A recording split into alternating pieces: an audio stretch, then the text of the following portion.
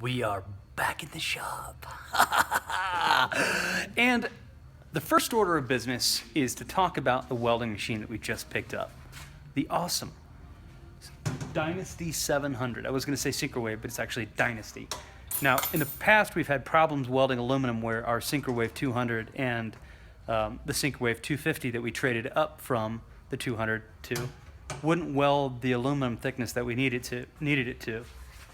So we picked up this, which will weld 1-inch thick aluminum and should do everything we will ever need to do in this shop welding wise, except for MIG welding, which we don't really need because we have the world's most badass MIG welder.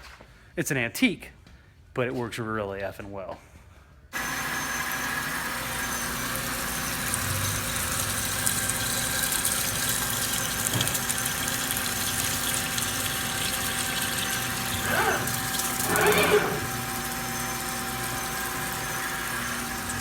Today we're working on some really cool parts for Rebellion Forge, one of my more preferred customers because he always sends me really cool stuff to work on. And we're working on this part right here. Let's see if I can bring it up for you. So this is the flange we're building, and the flange is part of this assembly here. Let's see. It's loading up right now. Show it to you in just a second.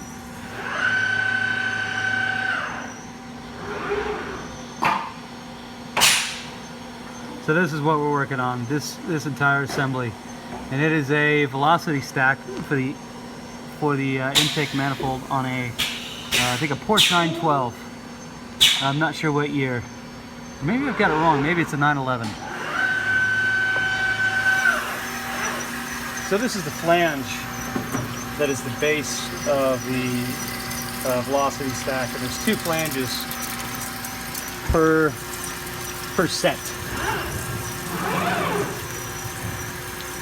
Got our lock line squared away there. So these are kind of cool. We've done stuff similar to this in the past. We built him some velocity stacks for a different Porsche. And this was actually a reject assembly. This is the first intake runner tube we made, and this is the flange. This is the fixture for the flange. We haven't built the fixture yet for this one, so I'm just kind of experimenting and making sure that my clamp can hold this piece and reliably create the flange. The machine can reliably create the flange without leaving chatter. Typically on a part that's longer than your vise is wide, you usually use 2 vices, one right next to the other, and both vices grip apart. But I think this might work if I take really light cuts. I don't think I'll have a problem. Let's see.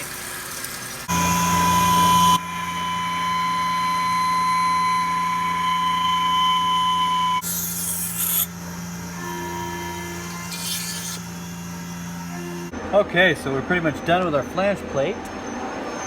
Ready to pull it off the machine. It turned out okay.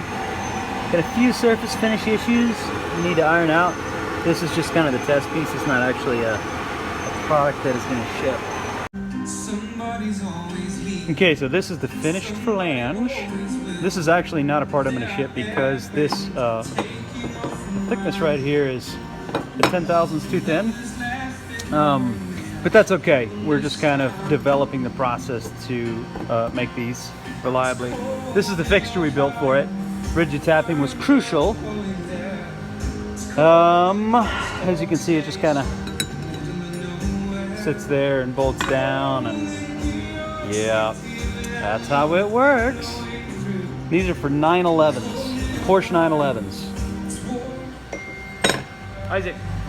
Isaac, tell me what you're working on right now. Making seal pushers for 4P racing. This is a valve stem seal pusher. Looks pretty good, Isaac. Thank you. Good job. Good job. Thanks, Josh. Really can't see anything because we need a new window here. But magic things are happening behind that window.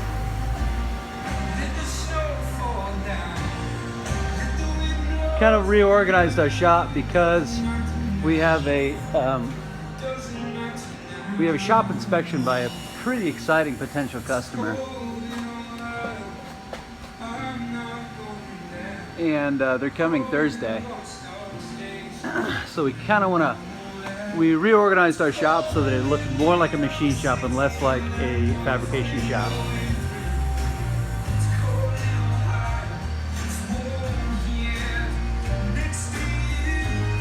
So yeah, that's what we got going on. Oh, I also made these. My buddy RJ is installing this really expensive heater in his van, and he needed these machine pieces, these T-slots, to fit inside this extrusion so that he could bolt a mounting plate to this heater. So we made a bunch of these, and then we tumbled them. Tumbled them in plastic media overnight. So they look pretty good. Turned out well. Pretty easy project there.